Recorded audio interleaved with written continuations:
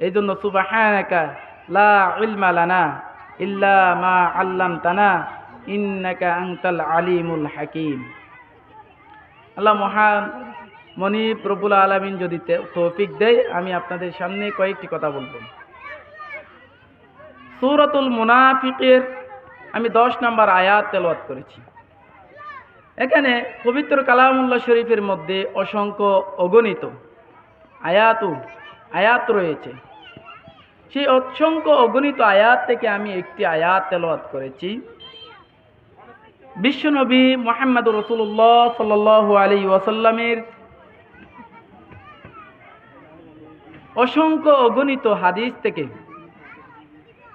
আমি একটি হাদিস আপনাদের সম্মুখে পাঠ করেছি।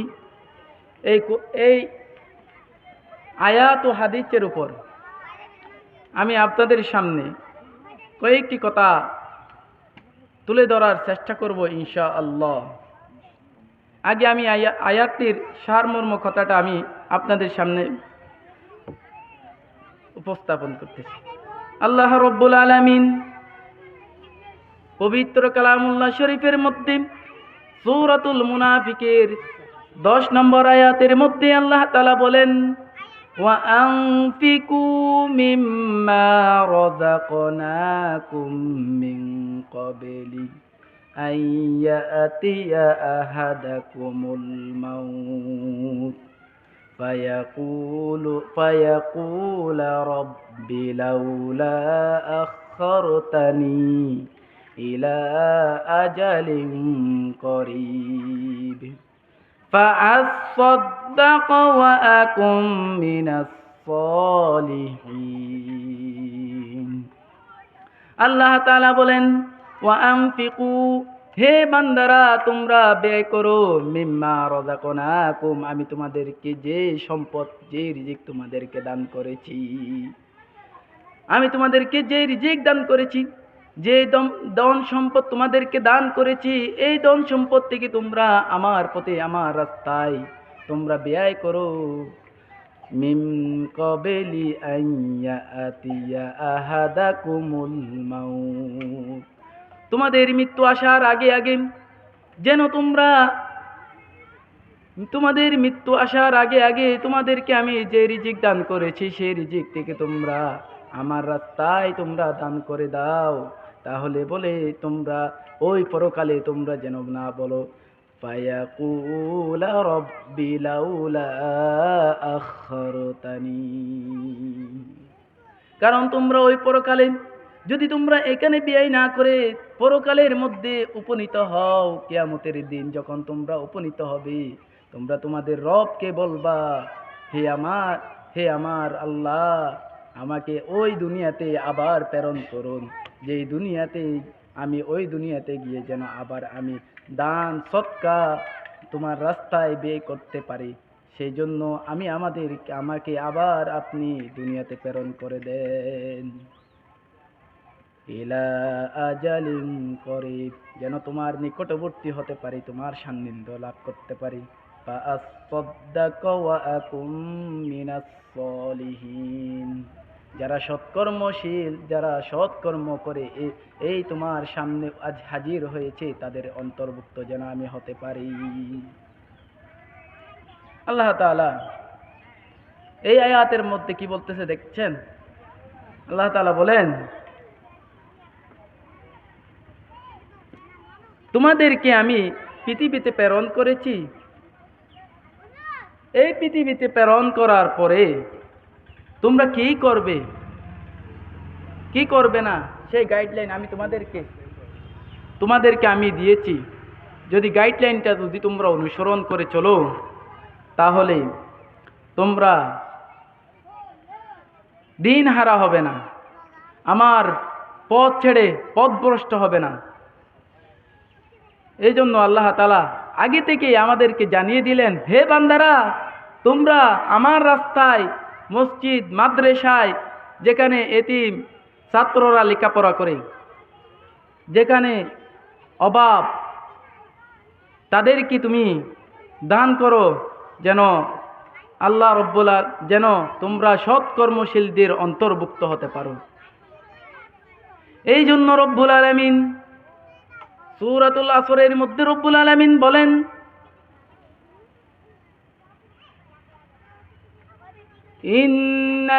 ইল্লাল্লাযীনা আমানু ওয়া আমিলুস সলিহাত, যারা ঈমান এনেছে তারা কখনো ক্ষতিগ্রস্ত হতে পারে না। যারা ঈমান এনেছে, ঈমান আনার পর আবার সৎকর্মশীল করেছে, তারা কখনো ক্ষতিগ্রস্তের মধ্যে পড়বে না। এই জন্য এর আগের আয়াতের মধ্যে রব্বুল আলামিন বলেন, ওয়াল আসরি ইন্নাল ইনসানা লাফি খুসর, সময়ের কসমকে রব্বুল আলামিন বলেন সমস্ত মানুষগুলো ক্ষতিগ্রস্তের মধ্যে রয়েছে। আমার বান্দাদের মধ্যে কিন্তু তারা ছাড়া যারা আমার বান্দাদের মধ্যে আমার উপর ঈমান এনেছে, আমার উপর ঈমান এনে আবার সৎ কর্ম কাজ করেছে। শুধু ঈমান আনলে হবে না, শুধু আমার প্রতি বিশ্বাস রাখলে হবে না। আমার প্রতি যদি তোমরা বিশ্বাস রাখো, তাহলে পরে আমি তোমাদেরকে যে গাইডলাইন দিয়েছি, যে কাজগুলো তোমাদেরকে দিয়েছি, সেই কাজগুলো তোমাদের থেকে অবশ্যই করতে হবে। যদি সেই কাজগুলো তোমরা করো, তাহলে তোমরা আমার সান্নিধ্য অর্জন করতে পারবে, তাহলে তোমরা আমার কাছে আসতে পারবে, তাহলে তোমরা আমার নিকটবর্তী হবে। তাই ভাইয়েরা আমার, বন্ধুরা আমার, আপনারা যে যেখান থেকে আমার মাইকের আওয়াজ শুনতেছেন, আপনাদের সামনে এমন একটি মাদ্রাসা রয়েছে যেখানে এতিম সন্তানরা লেখাপড়া করে, যেখানে গরিব অসহায় মানুষদের সন্তানরা লেখাপড়া করে। আপনারা যদি এই প্রতিষ্ঠানের মধ্যে সহযোগিতা করেন, দান করেন, সদকা করেন, তাহলে পরে আপনাদের জন্য আপনাদের দান সদকা কিয়ামতের দিন আপনাদের জন্য নাজাতের ওসিলা হবে। রাসূল আকরাম সাল্লাল্লাহু আলাইহি ওয়াসাল্লাম যখন রমজান মাস ঢুকতেন, রমজান মাস ঢোকার সাথে সাথে রাসূল আকরাম সাল্লাল্লাহু আলাইহি ওয়াসাল্লাম অধিক পরিমাণে দান সদকা করতেন, রাসূল আকরাম সাল্লাল্লাহু আলাইহি ওয়াসাল্লাম বলেন, আন ইবনে আব্বাস রাদিয়াল্লাহু তাআলা আনহুমা قال كان رسول الله صلى الله عليه وسلم أجود الناس أجود ما يكون في رمضان। হযরত ইবনে আব্বাস রাদিয়াল্লাহু তাআলা আনহু থেকে বর্ণিত, তিনি বলেন রাসূল সাল্লাল্লাহু আলাইহি ওয়াসাল্লাম অন্যান্য মানুষের চেয়ে অধিক দান সৎকাশীল ছিলেন। যখন রমজান মাস আসতেন, রমজানের মধ্যে এমন ভাবে দান করতেন, অন্য কোনো মাসে তার মতো দান করতেন না। যখন জিবরাইল আলাইহিস সালাম রাসূল সাল্লাল্লাহু আলাইহি ওয়াসাল্লামের সাথে সাক্ষাৎ করতেন, ইয়ালকাহু জিবরিলি ওয়া কানা জিবরিলা ইয়ালকাহু ফি কুল্লি লাইলাতিন মিনার রমাদান। জিবরাইল আলাইহিস সালাম রাসূল সাল্লাল্লাহু আলাইহি ওয়াসাল্লামের সাথে রমজানের প্রতি রাত্রে সাক্ষাৎ করতে আসতেন। জিবরাইল আমিন রাসূল আকরাম সাল্লাল্লাহু আলাইহি ওয়াসাল্লামের সাথে রমজান মাসের প্রতি রাত্রে সাক্ষাৎ করতেন, দেখা করতে আসতেন।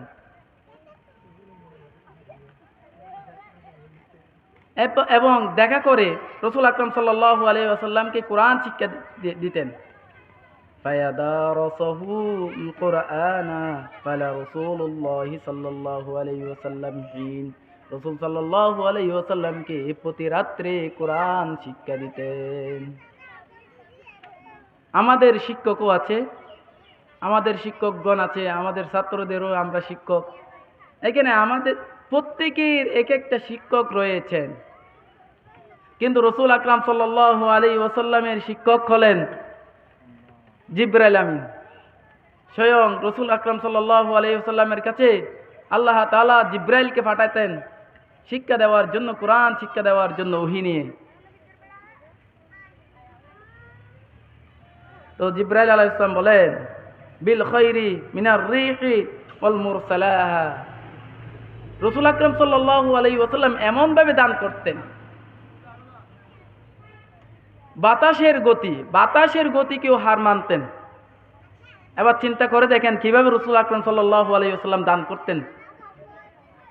রাসূল আকরাম সাল্লাল্লাহু আলাইহি ওয়াসাল্লাম কিভাবে দান করতেন, এবার চিন্তা করে দেখেন যে রাসূল আকরাম সাল্লাল্লাহু আলাইহি ওয়াসাল্লাম বাতাসের গতিকেও হার মানাতেন। রমজান মাসে, অন্য কোনো মাসে এমনভাবে দান করতেন না। আমি দান সদকা নিয়ে আলোচনা করতেছি এই জন্য যে আমাকে এই বিষয়টা ধরে দিয়েছেন। আল্লাহ তাআলা পবিত্র কালামুল্লাহ শরীফের মধ্যে দান নিয়ে, সদকা নিয়ে আরো অসংখ্য আয়াতের মধ্যে বলেন, হা আনতুম হাউলাই তুদআউনা লিতুনফিকু ফি সাবিলিল্লাহ ফামিনকুম মান ইয়াবখালু ওয়া মান ইয়াবখাল ফাইন্নামা ইয়াবখালু আন নাফসিহি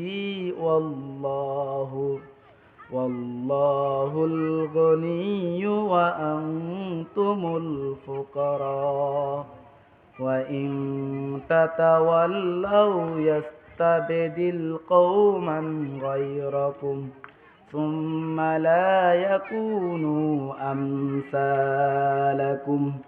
আল্লাহ তাআলা বলেন, ও আমার বান্দারা, তোমরাই তো তারা, তোমাদের আহ্বান করা হচ্ছে যে তোমরা আল্লাহর পথে ব্যয় করো, আল্লাহর রাস্তায় ব্যয় করো, যেন আমার সান্নিধ্য লাভ করতে পারো।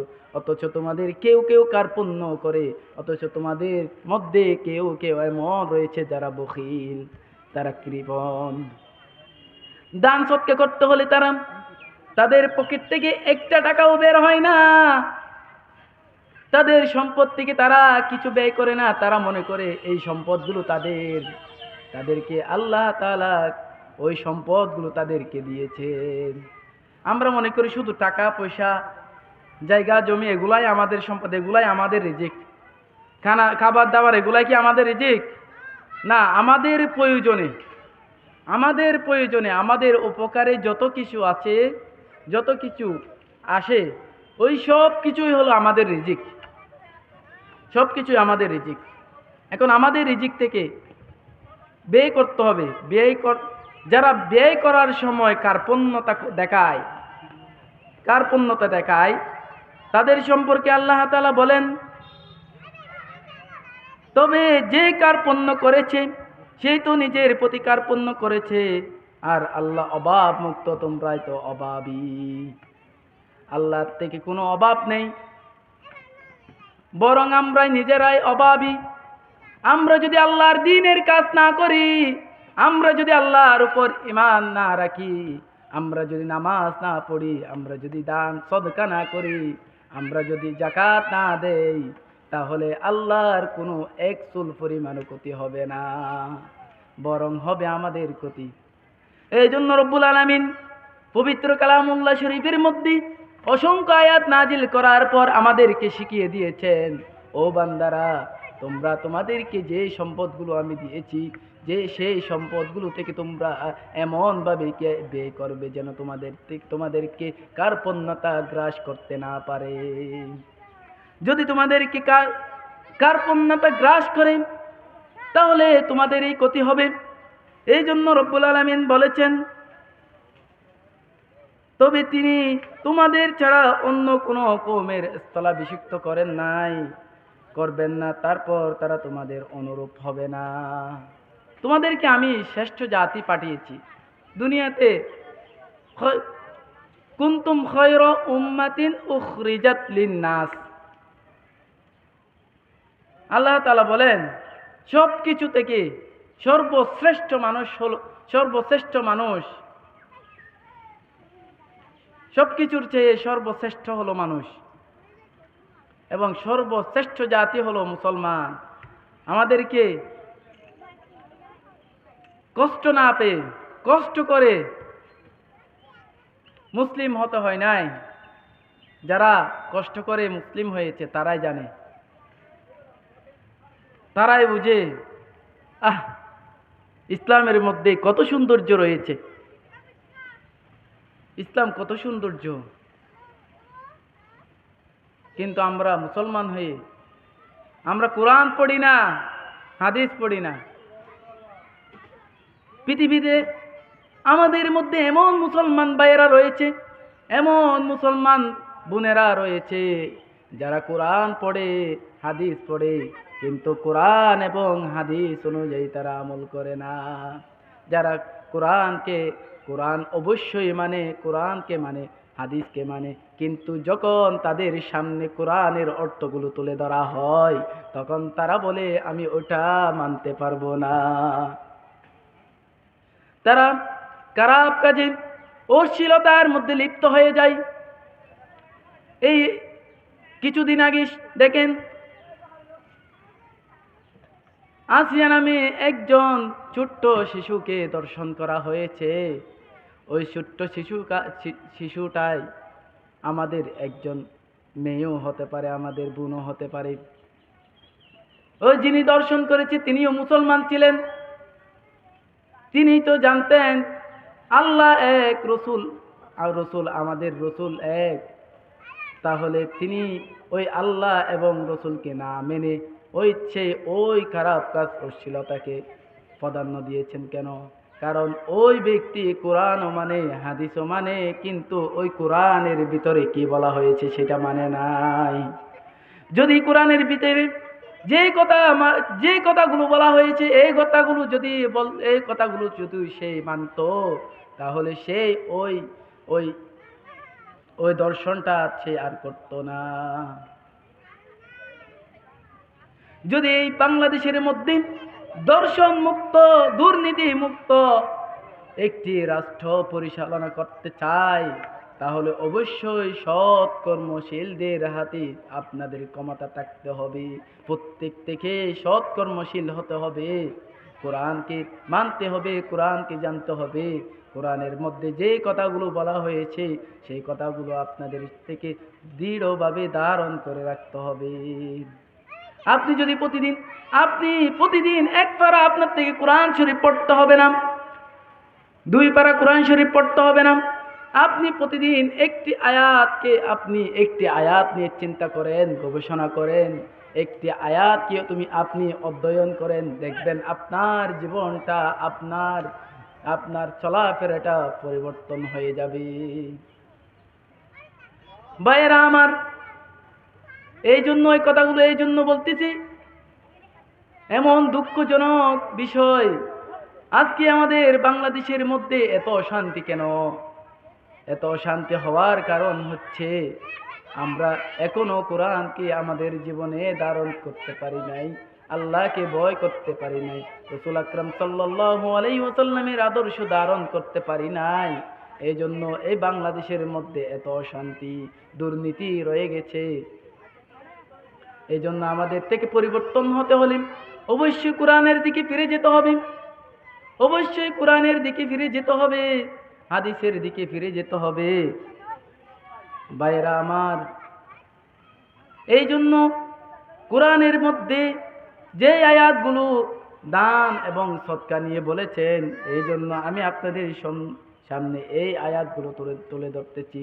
আপনারা যেন এই আয়াতগুলো আমল করে আপনারা আপনাদের জীবনটাকে পরিবর্তন করে আল্লাহর সান্নিধ্য লাভ করার জন্য যেন আপনারা এই এত বড় মাদ্রাসা একটা পরে রয়েছে, এখনো একটা ভ্রমণ করতেছে, ওইখানে এখনো সাদ দেয় নাই, এখনো সাল দেওয়া হয় নাই।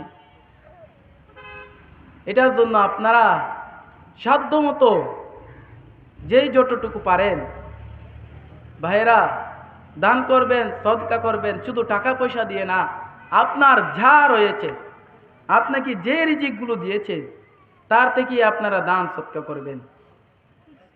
এই জন্য রব্বুল আলামিন রাসূল আকরাম সাল্লাল্লাহু আলাইহি ওয়াসাল্লামকে কোরআনের মধ্যে বলেছেন, কুল লিইবাদিয়াল্লাযীনা আমানু ইউকিমুনাস সালাতা ওয়া ইউনফিকু মিম্মা রাযাকনাহুম سرا وعلانية من قبل أن يأتي يوم لا بيع فيه ولا خلال আল্লাহ তাআলা বলেছেন, হে নবী, আপনি আমার বান্দাদেরকে বলে দেন, আমার বান্দাদেরকে জানিয়ে দেন, যেন যারা ঈমান এনেছে, যারা আমার প্রতি ঈমান এনেছে, আপনার প্রতি ঈমান এনেছে, না দেখা বিষয়ের উপর ঈমান এনেছে, জান্নাত জাহান্নামের উপর ঈমান এনেছে,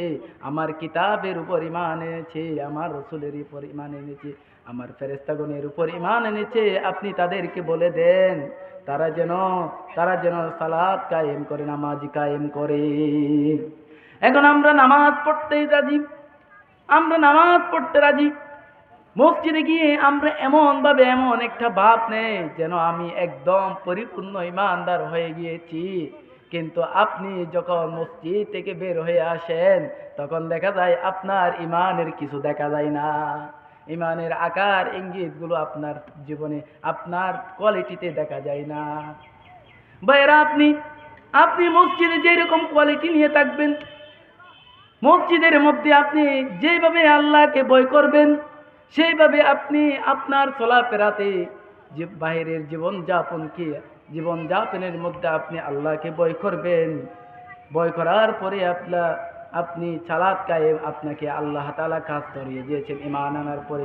আল্লাহ তাআলা বলেন, কুল্লি ইবাদিয়াল্লাযীনা আমানু, হে রাসূল, আপনি আপনার বান্দাদেরকে বলে দেন, যারা ঈমান এনেছে তারা যেন নামাজ কায়েম করে। শুধু ঈমান আনলে হবে না, ঈমান আনার পরে আল্লাহ তাআলা আমাদেরকে কাজ ধরিয়ে দিয়েছেন, কাজ দেখিয়ে দিয়েছেন, আমরা কি করলে আল্লাহর সান্নিধ্য লাভ করতে পারবো, আল্লাহর নিকটে হয়ে যেতে পারবো। শুধু এখন আমরা ঈমান এনেছি, নামাজও পড়ি, আমরা যখন কিছু কর্মী নির্ধারণ করি ক্ষেত খামারের মধ্যে কাজ করার জন্য, তখন আমরা ওই ক্ষেত খামারে কাজ করার জন্য যে কর্মীগুলো নির্ধারণ করেছি তাদেরকে আমরা কাজ বুঝিয়ে দিই। কাজ বুঝিয়ে দেওয়ার পর বলি, তোমরা ছড়িয়ে পড়ো, তোমাদের কাজ তোমরা করো। আল্লাহ তাআলাও তদ্রূপ সেই রকম আমাদেরকে দুনিয়াতে প্রেরণ করেছেন। দুনিয়াতে প্রেরণ করার পরে বলতেছেন, হে নবী, আপনি বলে দেন তারা যেন আমার উপর ঈমান আনে, আপনার উপর ঈমান আনে। ঈমান আনার পরে যেন তারা আবার কাজ করা শুরু করে দেয়। কাজ করবে, 1 নম্বর নামাজ কায়েম করবে। সর্বপ্রথম কাজ হলো নামাজ কায়েম করবে। নামাজ কায়েম করার পর আল্লাহ তাআলা বলেন, وَأَنفِقُوا مِمَّا رَزَقْنَاهُمْ سِرًّا وَعَلَانِيَةً, তোমরা গোপনে এবং প্রকাশ্যে আমার দেওয়া রিজিক থেকে তোমরা ব্যয় করো, আমার দেওয়া রিজিক থেকে তোমরা ব্যয় করো। মিন ক্বাবলি আন ইয়াতিয়া ইয়াউমুন, ওই দিন আসার পূর্বে, কিয়ামত আসার পূর্বে তোমরা আমার জন্য ওই প্রকাশ্যে অথবা গোপনে তোমরা যেভাবে পারো তোমরা দান সদকা করো, তাহলে পরে তোমরা আমার বন্ধু হিসেবে তোমরা আমাকে পাবে। ভাইয়েরা আমার, বন্ধুরা আমার, আমি যে কথাগুলো বলেছি আপনারা আপনাদের জীবনের সাথে মিলিয়ে নেন। এই কোয়ালিটিগুলো আপনাদের মাঝে আছে কিনা?